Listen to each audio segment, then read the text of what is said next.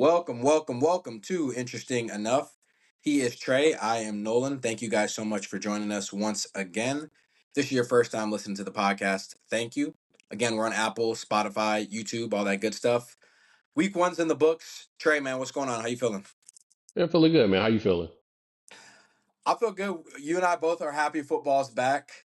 We had a lot of drama happen before the games actually even started. So I want to talk a little bit about a couple of the headlines and then, of course, some of the games. And I think there's some teams that, you know, I know it's early, it's week one, but and we usually got to do the week one overreactions. I think there's a couple teams that it's going to be fitting that we saw how their season's going to be, but we'll get to that a little bit later. Again, Apple, Spotify, so subscribe to that and stay tuned for what we got coming up next. But Trey, man, I know you had something you wanted to tee up for us. Yeah. In the mold of sports, I had to ask you a question. We're both from the South.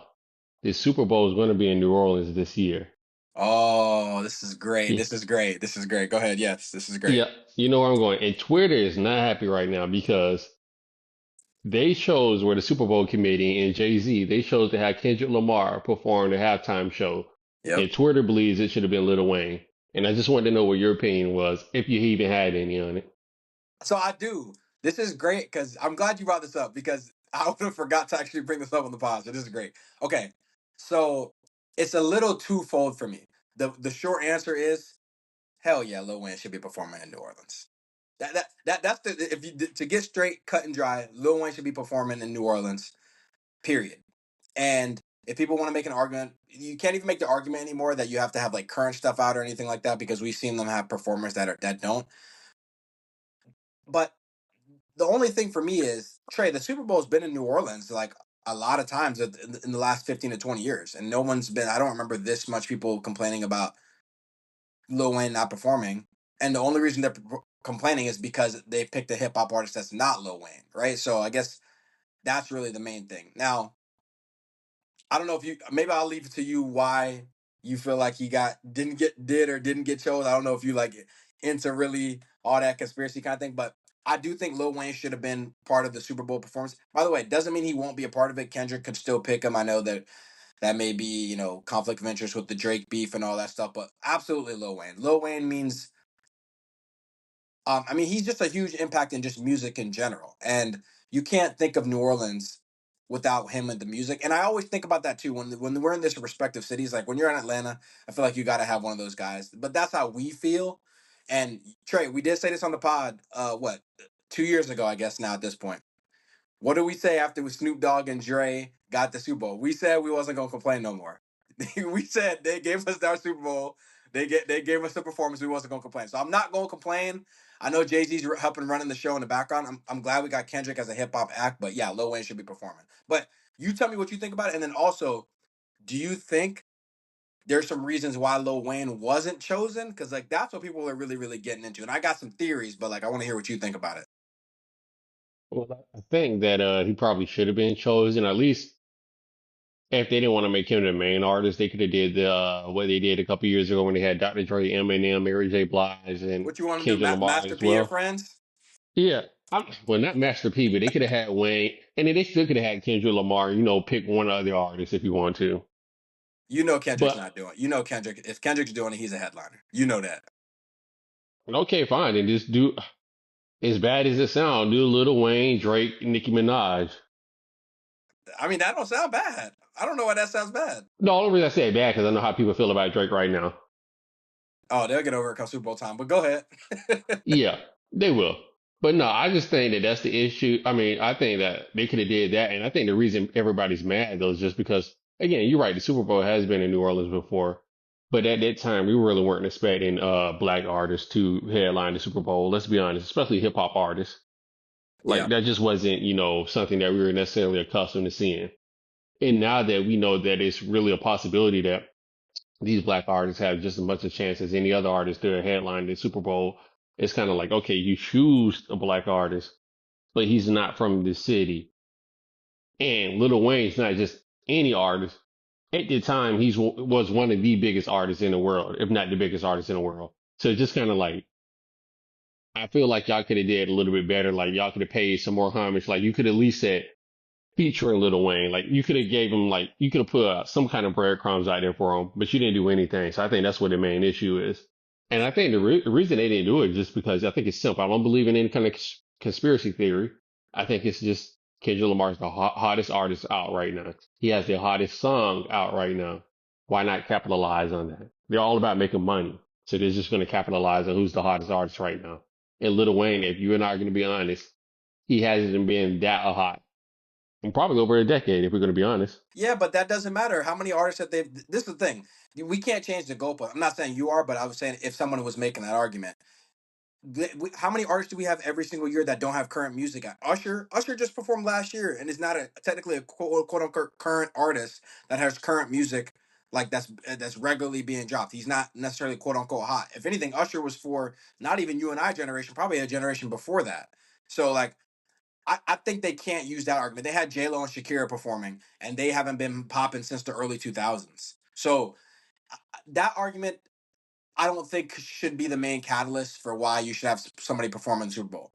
Now Kendrick is hot, and this will aid to the business. So that all is fine. But I don't think I think that if you really wanted Lil Wayne to perform, that wouldn't have stopped you. That's my point. And now, Trey, I do think there's some truth to Jay Z not picking Lil Wayne. And Jay Z, as we know, is like one of the. I mean, he's not the ultimate. He's the ultimate decision maker, but he's part of a group that's deciding. So I'm not going to put it all on him. But I don't know if you're aware. I wasn't really aware of the whole like. I didn't know Jay Z had some issues with Wayne.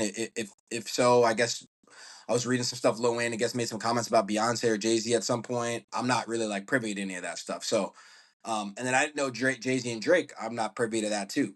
So if that is the case, we don't know if this is the case. We'll actually never know because Jay Z is not going to say anything. But if that was the case, if that's the reason that you're not going to let Lil Wayne perform, that's super petty. And you're robbing fans. You're robbing fans. You're robbing that city. And I think a part of having the Super Bowl in your city is to pay homage to that city.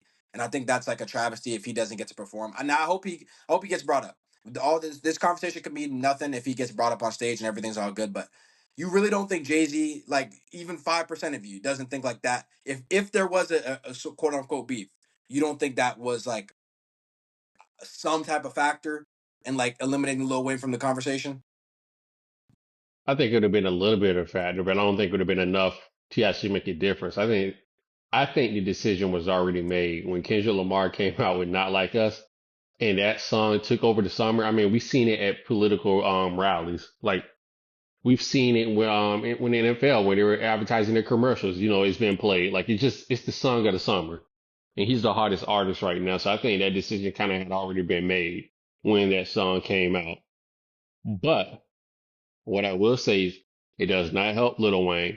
And if they thought about doing like I said, a feature like where they had Dr. Dre, Mary J. Blige, and Eminem, if they thought about doing something like that, I think that him saying anything, whatever that beef is, I think that sunk any chance we had of that happening. Yeah. Yeah, that's the thing. And the thing is, Jay Z is still a hip hop guy at heart, and you know how them hip hop guys get with beefs. Look, we could say him and Nas are cool, but if he had to decide if Nas is going to be performing, he's not going to pick Nas. Like it's just what this is. So like I still think that pettiness would exist if that is something that they really have a beef. So I got to dig into that more. But here's the last thing, Trey. I'll say, and then we can move on from it. I saw a couple people online that was complaining that if it's from New Orleans, you need to have Lil Wayne, at least have the Hot Boys something and stuff on there. Let me be real.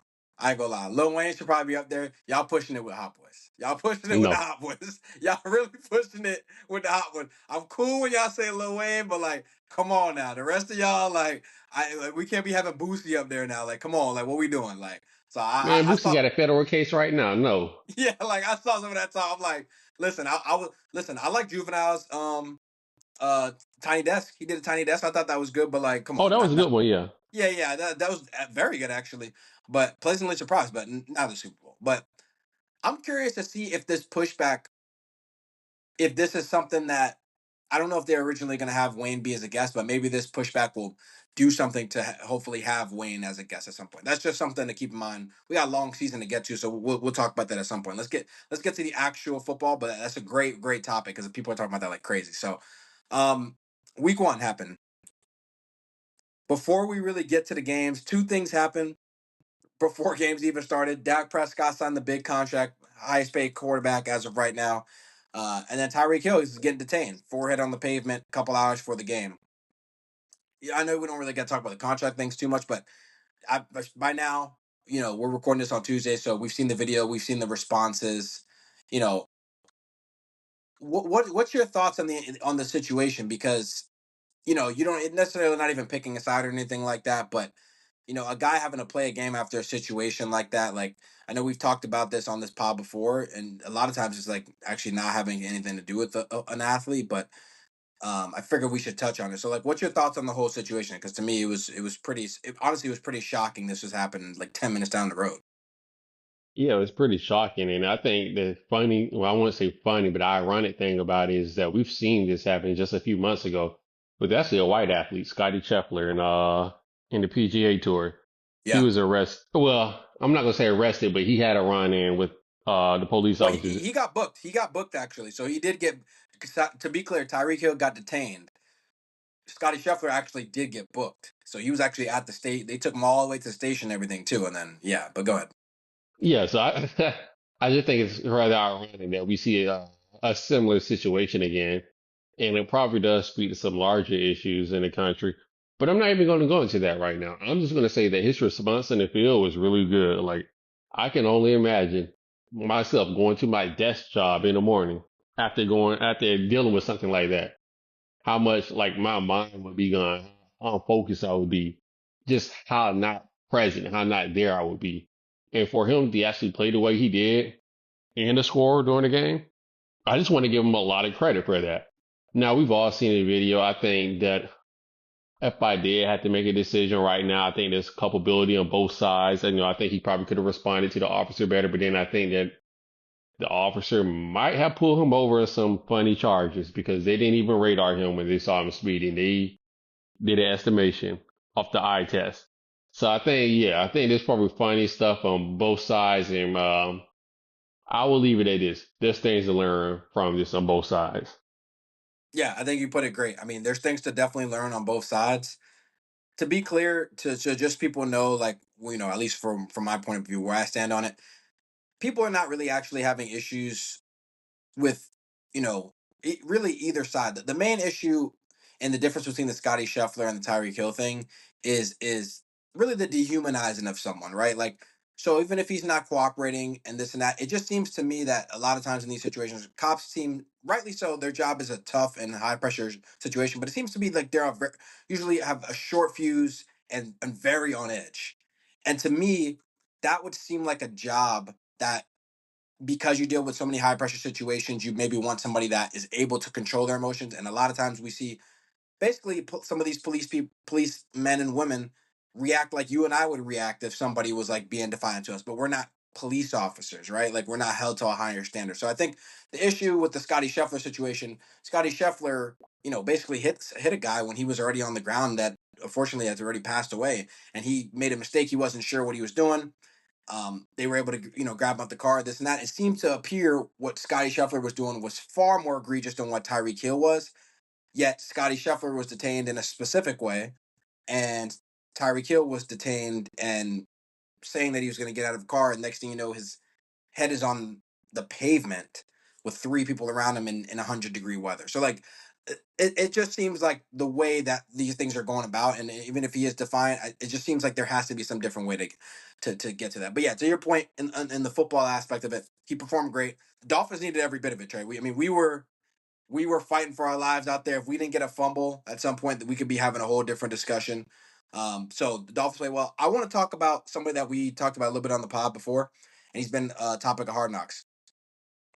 How are you feeling about Caleb Williams week one? Because 24-17, he didn't even throw for 200 yards, no touchdowns. It was honestly an ugly game to begin with. I was kind of following it on Red Zone. Should we overreact? Should we not overreact? Is there some cause for concern? Is there no cause for concern? Like, again, we got to do it because it's week one, but like, where are you kind of sitting at with Caleb Williams? Or it just might be the same.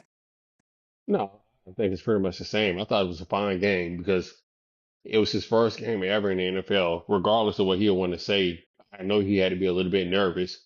And the one thing I have to give him credit for was he did not lose them the game. I saw Daniel Jones lose the Giants a game. I saw Bryce Young lose the Panthers a game. I saw Kirk Cousins lose the Falcons a game.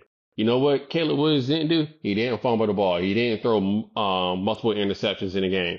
Like he did just enough to keep his team in the game. And then, fortunately for him, the defense was able to make some plays and that took him over the top. But I have to give him credit. He did not lose the game. Now he really didn't. He didn't win him the game. Let's be clear on that. So you want to see that improve. But for that to be game one of his career, if you compare him to Bo Nix, I think there's an argument to be made that he had a better game. If you compare him to JJ McCarthy, he's not even playing. Michael Penix is not even playing. So like we got to kind of keep that in mind. And I just think it was a decent, a fair outing for his first game ever.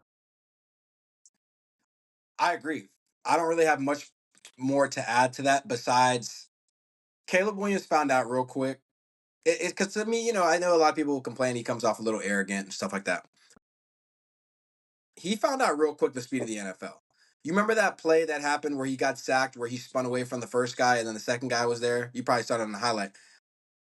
He would have got away with that in college. And I think this was like a good wake up call week one. You didn't get hit in preseason. So, like, these are like real bullets flying, like, once you get in week one.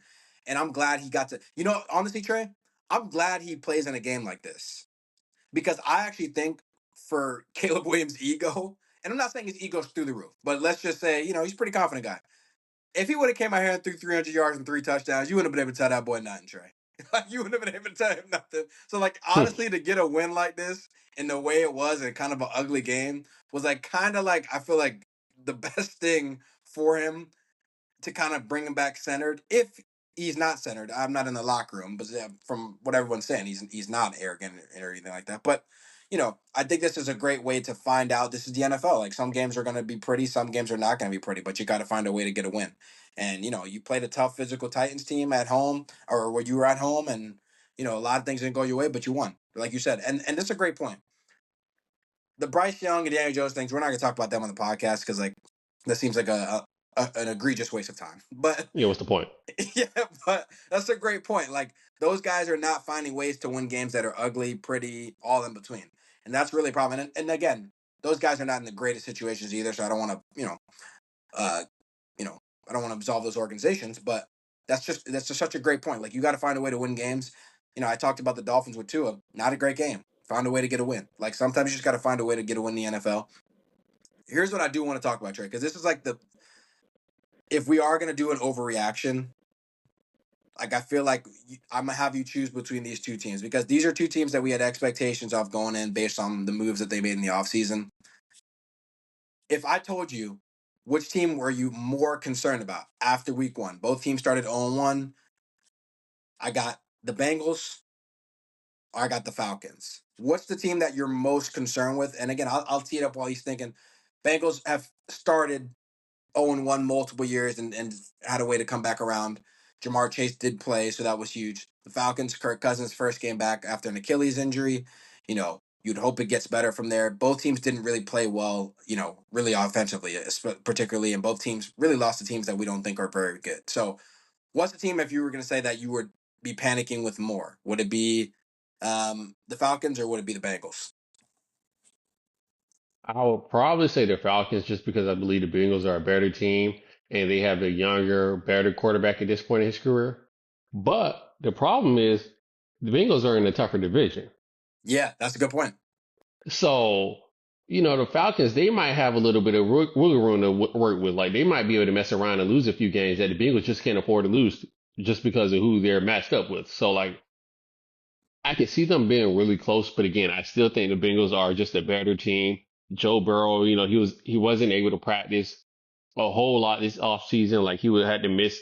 I think he only could practice like 2 days in a row, something like that. And he would have to miss a day just because they were trying to do like injury preventance, maintenance on him, just to make sure he stays healthy. So I think that could have played a big part of why he came out rusty. And then we all know that Jamar Chase is trying to get him a large contract, and that situation isn't going the greatest. But I think as the season goes on, that would kind of go back in the rearview mirror. So I think that the Bengals are in a better place right now. I'm gonna be real. I'm going with the Bengals, and it is close to your argument. Like I could really make the argument either way. I just think at some time the bill comes due, man, and the Bengals start like this every single year.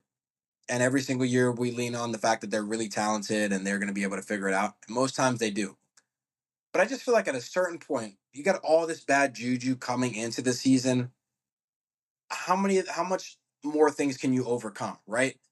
Joe Burrow can't even throw a football 3 days in a row. That's not great for a quarterback. Like what? Like so, no rhythm there. Jamar Chase is clearly unhappy. Didn't even basically practice until the very last minute and just got into play of the games. He's going to play and compete, but not happy.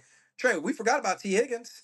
T Higgins is just out here. He requested a trade 3 months ago, and nobody's even talking about that because of Jamar Chase. So you got two receivers that are upset. By the way, your third best offensive weapon just scored 2 touchdowns with the Texans a couple days ago. So you're missing him. You don't really have a true number one running back. You have a Mike Gesicki used to be on the Dolphins, didn't get a touchdown pass inbounds. Defensively, I don't know what they have going on. They're supposed to be a good defensive team. Didn't even play great against the Patriots when they needed to get the job done.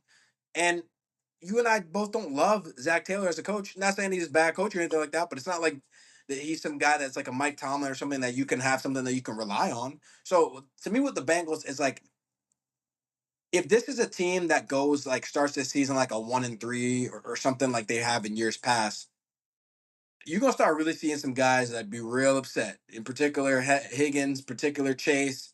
I just think there's gonna be some real uncomfortable stuff in the locker room with the Falcons. I think you still got the honeymoon phase. You got the new quarterback. Trey, they had Desmond Ritter last year at quarterback and Taylor Heineke. They are happy as hell Kirk Cousins is around here. So they're going to give him any benefit of the doubt that he needs. And he's coming off from an Achilles injury. So Kirk Cousins, if we feel like if he's healthy, he's going to be a pretty good quarterback. You at one point would thought about picking him over Jalen Hurts. I didn't forget. So I know you appreciate Kirk Cousins and what he could do.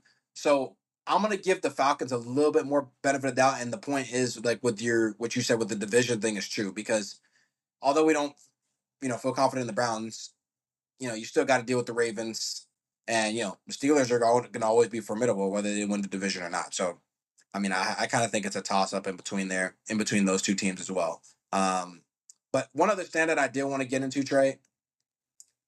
Well, really, we got to get into some injuries, but how are we feeling about Aaron Rodgers? Because I watched the Monday night game. Jets looked pretty good for the most part on a couple drives. They just couldn't really get any stops on defense. Excuse me. I don't know if there's much takeaway from Rodgers. It seems like an incomplete, but it was just kind of good to see him back out there. Was there anything that stood out to you from watching him? I mean, he looked fine, especially if you consider that he's 40 years old and coming off an Achilles injury. So I think he looked fine. I think he's going to look better as the season goes on.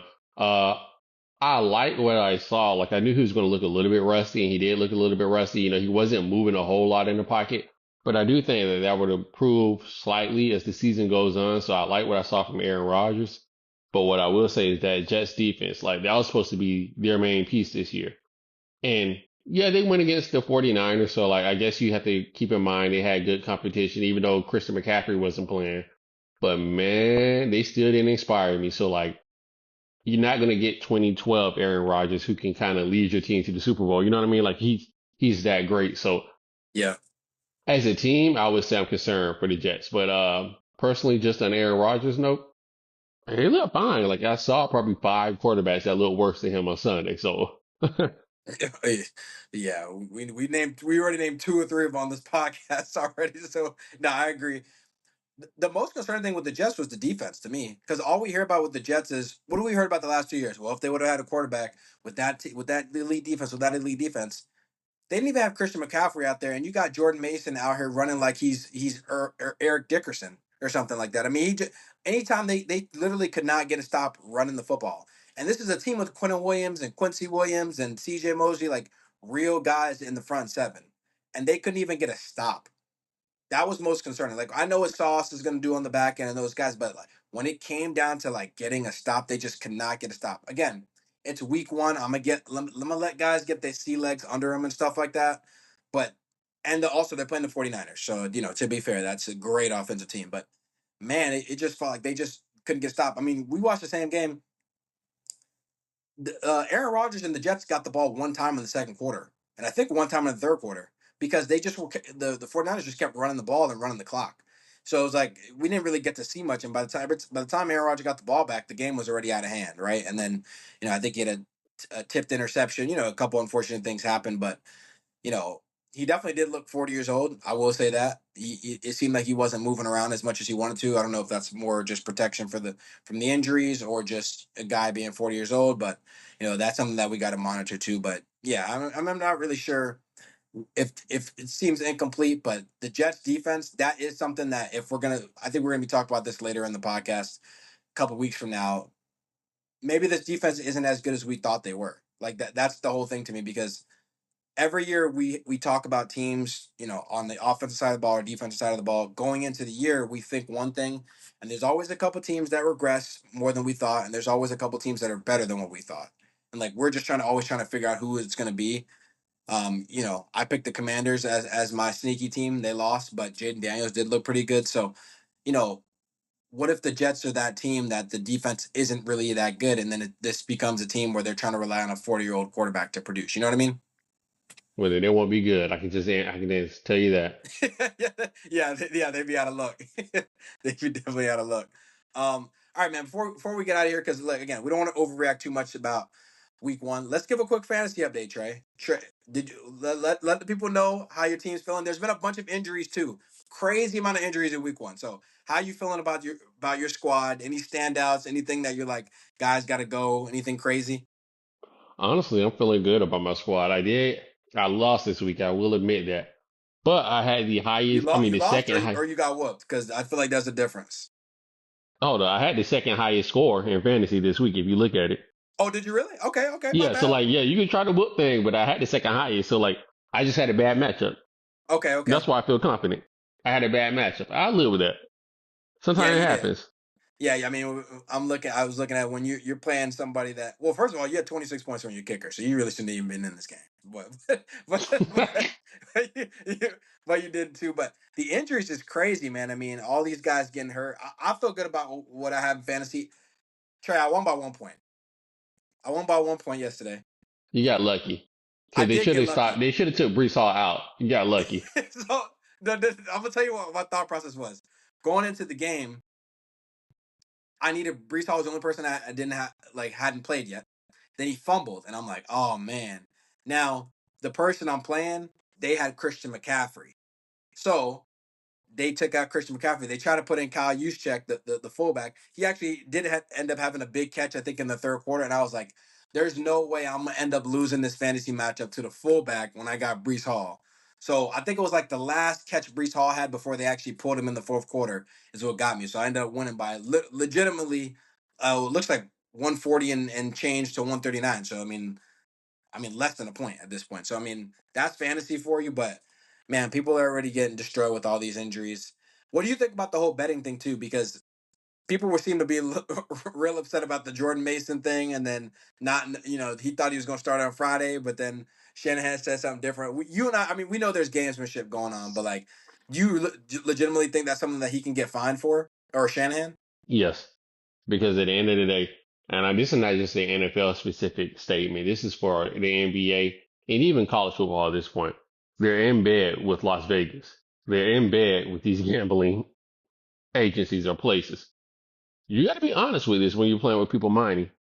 And I think that the NFL, maybe not this time, but at some point in the near future, I think they're going to come down really hard on the coach and really hard on the organization just to send a message like, hey, we're in bed with them. And if we're going to get all this money that's there, all this untapped potential, then we got to do certain things. And we can't sit there and be playing around with these injury reports. So I don't know if it's going to happen this time, but I think very soon in the future, somebody's going to get their hands slapped really hard. Yeah, because when it was first happening, when Mason was saying that, I didn't see the big deal, and then I thought about it. I was like, man, that could actually be a huge deal if they did withhold that. And again, we know there's been a history in all types of leagues of withholding that type of information. But man, if you get caught, the amount of betting we got going on, it's gonna be hell to pay. It's gonna be hell to pay for sure. So I mean, I don't think obviously Mason wasn't aware of what was going on here. which is why he said he don't like talking to the media because he the media definitely took it for a ride there and got Shanahan and them cased up. But man, listen, I'm excited for football to be back in general. We got week 2 coming up. We didn't talk about too much college football. Not really very many, big matchups this week. So, we're going to always talk about that, as it keeps going on. But I want to thank everybody so much for joining us once again. Like Trey always says, and he'll say it again: Apple, Spotify, YouTube, all that good stuff. Check us out there. We're going to drop some reels for you guys. We'll drop a poll, see how everybody's feeling after week 1. And of course, on the way out, I'll swing it to Trey. Again, like he's just said, thank you so much for joining us. We really do appreciate it. We're on all the major platforms, so please check us out. But until next week, peace.